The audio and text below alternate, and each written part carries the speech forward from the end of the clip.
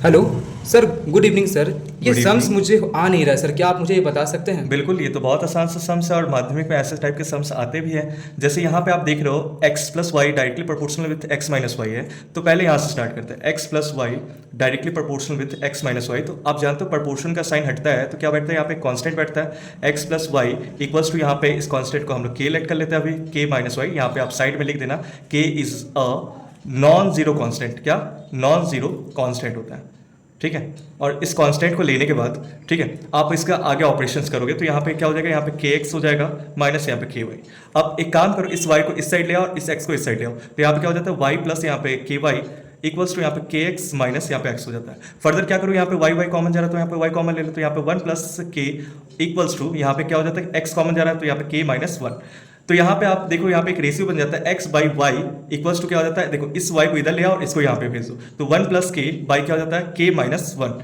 तो अब इस पूरे कांस्टेंट को, ये पूरा एक कांस्टेंट टर्म है, क्योंकि देखो अगर कांस्टेंट से कोई भी चीज अगर जुड़ता है कांस्टेंट टर्म तो वो भी कांस्टेंट होता है, और कांस्टेंट से कुछ भी अगर कांस्टेंट टर्म माइनस होता है तो वो भी कांस्टेंट होता है। तो इस पूरे कांस्टेंट को आप एक काम करो, इसको एक छोटा सा कांस्टेंट ले लो, जैसे p कांस्टेंट या कोई भी एक अल्फाबेट से आप डिनोट कर सकते हो इसको। देयरफॉर यहाँ पे क्या है, x by y equals to क्या हो गया, p आया, तो यहाँ पे x इक्वल्स टू क्या आया, p वाई, यानी आपके पास x का एक वैल्यू आ गया प्रॉपर। अब इसको क्या करो, आपको प्रूफ क्या करना है इससे, x square plus y square directly proportional with x into y. तो हम लोग जानते हैं जब भी डायरेक्टली प्रोपोर्शनल अगर बताना रहता है, हमें प्रूफ करना रहता है, तो हमें क्या करना पड़ता है, x square plus y square by x y को हमें क्या करना पड़ेगा, कांस्टेंट के बराबर प्रूफ करना पड़ेगा। तो यहाँ से फिर से स्टार्ट करते हैं, x square plus y square by यहाँ पे एक्स वाई। अब क्या करो, एक्स की जगह जो वैल्यू आपने निकाला था वो पुट कर दो। जैसे यहाँ पे क्या हो जाएगा, पी वाई स्क्वायर हो जाएगा का होल स्क्वायर, यहाँ पे वाई स्क्वायर, और बाई यहाँ पे क्या हो जाएगा, पी वाई इंटू क्या हो जाएगा वाई।